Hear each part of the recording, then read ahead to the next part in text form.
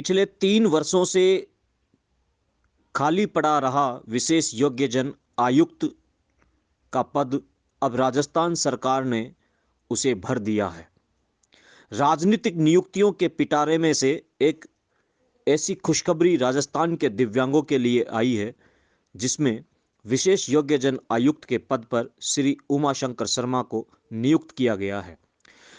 राजस्थान के विशेष योग्यजन आयुक्त श्री उमाशंकर शर्मा का आज दिव्यांग जगत के संपादक उत्तम जैन ने स्वागत सत्कार किया। इस मौके पर विशेष योग्यजन आयुक्त उमाशंकर शर्मा से खास बातचीत की दिव्यांग जगत के संपादक उत्तम जैन ने। राजस्थान के दिव्यांगजनों का वो इंतजार खत्म हो गया जो पिछले 3 साल से राजस्थान के लाखों दिव्यांग इंतजार कर रहे थे। मैं किस इंतजार की बात कर रहा हूं? आप जो मेरे साथ शख्सियत देख रहे हैं श्री उमाशंकर जी के रूप में, राजस्थान सरकार ने इनको विशेष योग्यजन आयुक्त के रूप में कार्यभार सौंपा है। एक ऐसी शख्सियत जो यहाँ कार्यभार ग्रहण करने से पहले ही दिव्यांगों के क्षेत्र में लगातार सक्रिय रहे हैं और दिव्यांगजनों के उन तमाम मुद्दों से राजस्थान सरकार को समय समय पर अवगत करवाते रहे हैं। साथियों, 3 वर्षों का इंतजार किसी भी व्यक्ति के लिए, किसी भी विभाग के लिए बहुत बड़ा होता है, लेकिन आज सर ने कार्यभार ग्रहण किया। सर, सर्वप्रथम आपका दिव्यांग जगत पर स्वागत है। दिव्यांग जगत परिवार की तरफ से मैं आपको हार्दिक बधाई और ढेर सारी शुभकामनाएं देता हूं। राजस्थान के तमाम दिव्यांगजन लगातार सोशल मीडिया के माध्यम से, फ़ोन कॉल्स के माध्यम से आपको शुभकामनाएं प्रेषित कर रहे हैं और मेरे पास इस तरह के मैसेज आ रहे हैं कि हमको एक ऐसे आयुक्त मिले हैं जो हमारे हर कॉल का जवाब दे रहे हैं और बड़ी बारीकी से सुन रहे हैं। और सबसे बड़ी बात है कि आप उनके नाम नंबर तक सेव कर रहे हो कि अगली बार जब वो व्यक्ति मुझसे संपर्क करे तो मैं उसको उसके नाम के साथ उच्चारण कर सकूं। तो साथियों, मेरे साथ शख्सियत है श्री उमाशंकर जी, दिव्यांग जगत पर पहली बार राजस्थान के विशेष योग्यजन आयुक्त। सर, सबसे पहले आप अपने बारे में बताएं।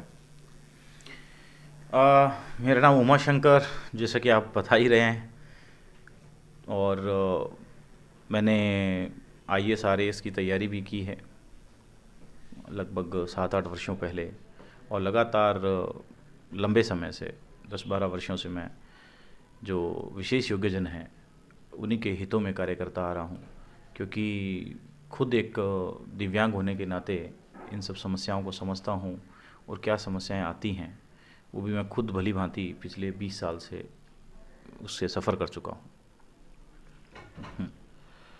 साथियों, सर ने बताया कि स्वयं दिव्यांग है और दिव्यांगों का दर्द वही समझ सकता है जो दिव्यांग हो। एक व्यक्ति किस तरह से 4 सीढ़ियां चढ़ करके अपनी मंजिल तक जाता है, उस विभाग में जाता है, तो उसको पता चलता है कि किस तरह से वो चढ़ा। एक ब्लाइंड व्यक्ति जिसके लिए ये संसार कोयले के समान है, वो वही व्यक्ति जान सकता है। सबसे बड़ी बात यह है कि राजस्थान सरकार ने निःशक्त व्यक्ति को विशेष योग्यजन आयुक्त बनाया है। जिस प्रकार ये मांग रही है दिव्यांगों की एक लंबे समय से कि दिव्यांगों का आयुक्त दिव्यांग ही होना चाहिए। सर, आप ने अभी बताया कि आप दिव्यांग है और मेरे को सोशल मीडिया से भी ये ज्ञात हुआ है कि आप 42% दिव्यांगता है आपकी। तो मैं ये जानना चाहता हूँ कि किस तरह से आपकी दिव्यांगता है। देखिए, जब लगभग 1999 सन की ये बात है, उस दौरान मुझे एक मंदिर की प्राण प्रतिष्ठा के अंदर करंट हाई टेंशन से लग गया था। उस दौरान मैंने अपने एक पाँव के पूरे लगभग पंजे को खो दिया और करंट में, और एक पाँव के अंदर मैंने अपनी 2 उंगलियां और एक अंगूठा खो दिया, और वहीं हाथ के अंदर भी एक उंगली और 2 उंगलियां लगभग इसमें मैंने खो दी, और काफ़ी नर्वस सिस्टम भी मेरा डैमेज हुआ हाथों में और पैरों में। तो इस तरीके से ये दिव्यांगता जो है मेरे साथ अभी। ये इंटरव्यू करने से पहले मेरी सर से कई तमाम मुद्दों पर बात हुई। मैं एक अहम विषय पर साथियों आपको जानकारी देना चाहता हूं कि सर ने पदभार ग्रहण करने से पूर्व विशेष योग्यजन भवन के बाहर लगभग 115 दिन से दिव्यांग धरने पर बैठे हुए हैं।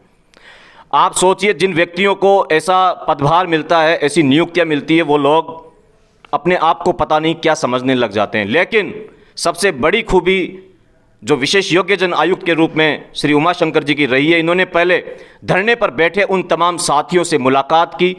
मुलाकात करने के बाद उन तमाम साथियों के साथ ये अंदर आए और फिर इन्होंने पदभार ग्रहण किया। उनकी बारीकी से जो उनका मांग पत्र था, सबसे पहले उस मांग पत्र को इन्होंने पूरी तरह से रीड किया है, उसको पढ़ा है, समझा है और पूरी तरह से आश्वस्त किया है कि ये सरकार तक पहले भी भेजते रहे और अब भी भेजेंगे। जब मैंने इनसे प्रथम बार बात की थी तो इन्होंने मुझे यह आश्वस्त किया था कि उत्तम जी, मुझे सरकार ने यह अवसर दिया है दिव्यांगों की सेवा करने का, मैं उस तरह से दिव्यांगजनों के क्षेत्र में काम करूंगा जो अपने आप में एक कीर्तिमान होगा। दिव्यांगजनों के तमाम ऐसे कई मुद्दे हैं जिन पर मैं सर से बात करूंगा। सर, इसी भवन के बाहर 115 दिन से विकलांगजन क्रांति सेना के नेतृत्व में दिव्यांग साथी धरना दे रहे हैं। अभी 7 फरवरी को हाल ही में उन्होंने इस विशेष योग्यजन भवन के ताला भी जड़ दिया था, जिसको शक्ति प्रदर्शन के रूप में दिव्यांगों ने किया था और पुलिस प्रशासन भी यहाँ पर लगभग मौके पर बड़ी संख्या में मौजूद था। तो सबसे बड़ी प्राथमिकता अगर आपकी क्या रहेगी, क्योंकि यह धरना 115 दिन से चल रहा है सर? देखिए, प्राथमिकता तो यही है कि सबसे पहले तो जो ये धरना चल रहा है समाप्त हो। अब सरकार ने इनकी मांगों के अंदर जो हम सब दिव्यांगजन जिनको आप उन्होंने अपनी मांगें जो रखी हैं उसमें ये कहा है कि हमारा आयुक्त जो वह भी निशक्ति हो, और सरकार ने इसको प्राथमिकताओं में लेते हुए इस मांग को पूरा भी किया है। आते ही मैंने सबसे मुलाकात की, सर्वप्रथम पदभार ग्रहण करने से पहले मैं उनके पास गया, सबके साथ मैंने अच्छे से बातचीत की। हमने खूब अच्छा एक हर्षोल्लास का माहौल था हम सबके बीच में, और सबकी समस्याएं भी सुनी, और जैसे कि ज्ञापन उन्होंने मुझे दिया वो यही मेरे पास रखा है अभी, उसको भी देखा। फिर सबको यहाँ जब पदभार ग्रहण करना था तो सब मेरे साथ ही थे यहाँ। तो कहने का मतलब है कि बड़ा ही एक पारिवारिक सा माहौल था। धरने जैसी स्थिति मुझे लगा नहीं कि है कुछ अभी, और ऐसी कोई स्थिति है कि आज से 10 दिन पूर्व जो ताला जड़ दिया गया है वैसी स्थिति मुझे कुछ नहीं लगी। आज बड़े अच्छे से सब मेरे साथ था और बड़े अच्छे से सब अपनी बातें रख रहे थे।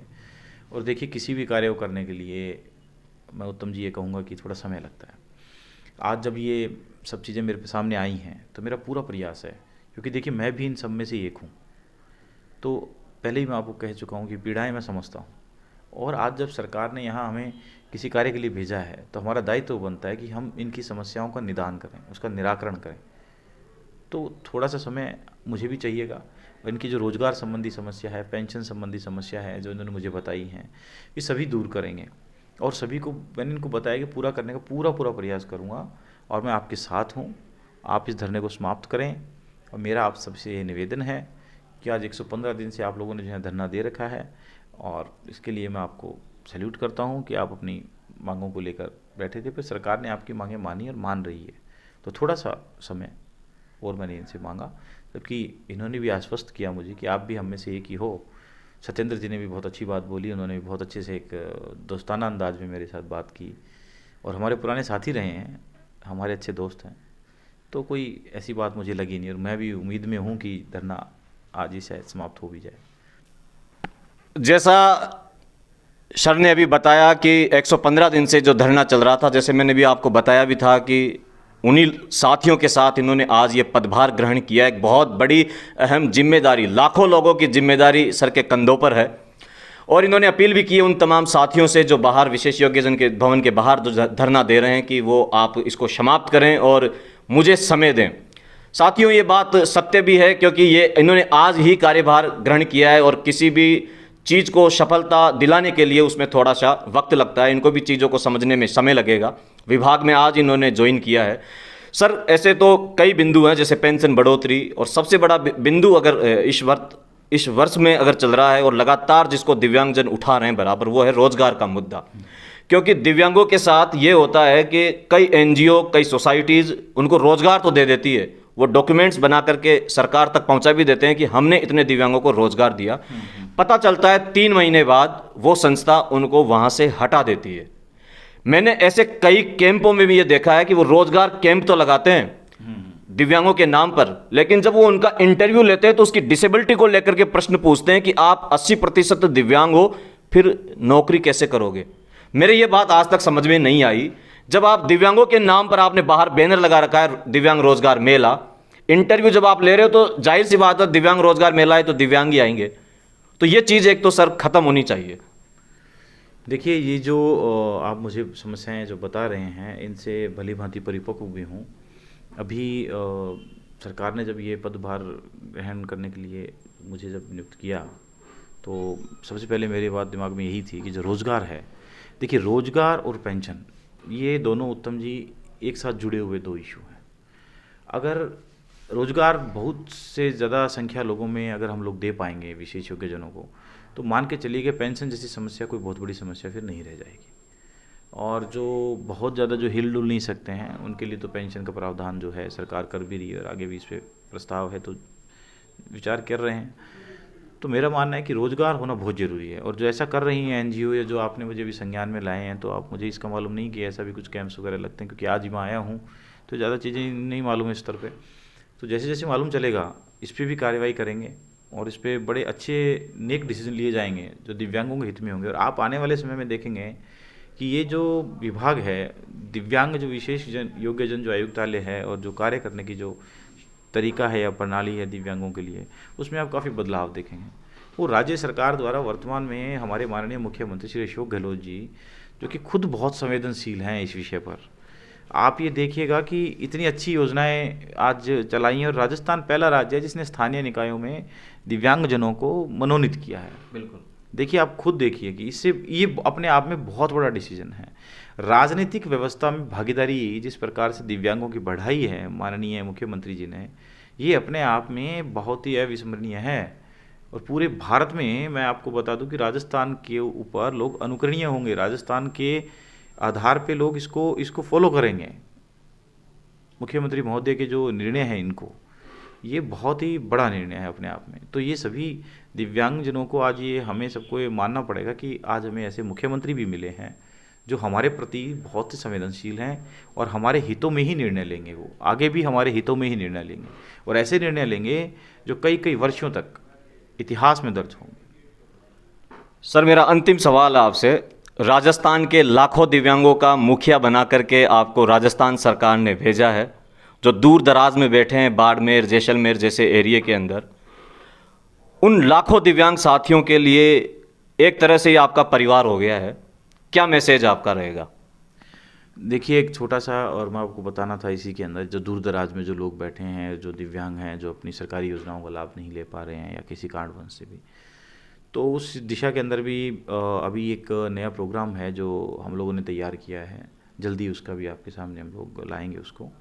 कॉल सेंटर की तर्ज पे है वो एक, एक्चुअली ये पूरा राजस्थान में सभी ज़िलों में एक कॉल सेंटर बनेगा जो घर बैठे ही दिव्यांग अपनी सुविधाओं को ले सकेंगे। तो ये जो दूर दराज में जो लोग बैठे हैं, इनको चिंतित होने की आवश्यकता नहीं है। इनके परिवार का ही एक सदस्य आज जयपुर में बैठा है, बिल्कुल ये लोग इसको मान के चलें। और मेरा नंबर सार्वजनिक है, कभी भी मुझे फ़ोन करें सीधा और उनकी समस्या का समाधान करूंगा मैं। और जो बड़े बुजुर्ग हैं वो अपना आशीर्वाद रखें, मेरे भाई मेरा साथ दें, सभी दिव्यांग भाई मेरे साथ रहें, भाई बहनों का आशीर्वाद रहे मेरे साथ, ताकि अधिक से अधिक अब जो आने वाले 18 महीने हैं इसमें लगभग 20 से 25 लाख जो हमारे राजस्थान के विशेष योग्यजन हैं, इनका हम अच्छे से तहे दिल से कार्य कर सकें, इनकी समस्याओं का निराकरण कर सकें। तो दूर दराज में बैठे हुए जो हमारे विशेष योग्यजन हैं, उनके लिए मैं फिर से कहूँगा कि किसी प्रकार से चिंतित होने की आवश्यकता नहीं है। आप जब चाहें मुझे फ़ोन कर सकते हैं। धन्यवाद सर दिव्यांग जगत से बात करने के लिए।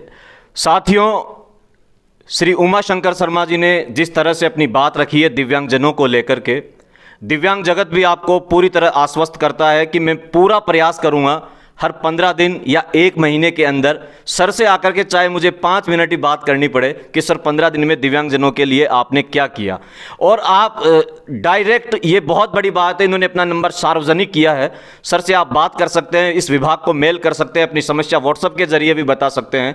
समस्याओं का समाधान कराने का पूरा प्रयास 100% इनका रहेगा। दिव्यांग जगत भी इनसे पूरी तरह आश्वस्त है और उन सभी समस्याओं को लेकर के ये यहाँ पर बैठे और उनका निदान करवाने का इनका जो एक एजेंडा इन्होंने बना रखा है, पूरी ब्रीफिंग कर रखी है, मैंने इनको देखा भी, मैंने डॉक्यूमेंट्स भी देखे हैं।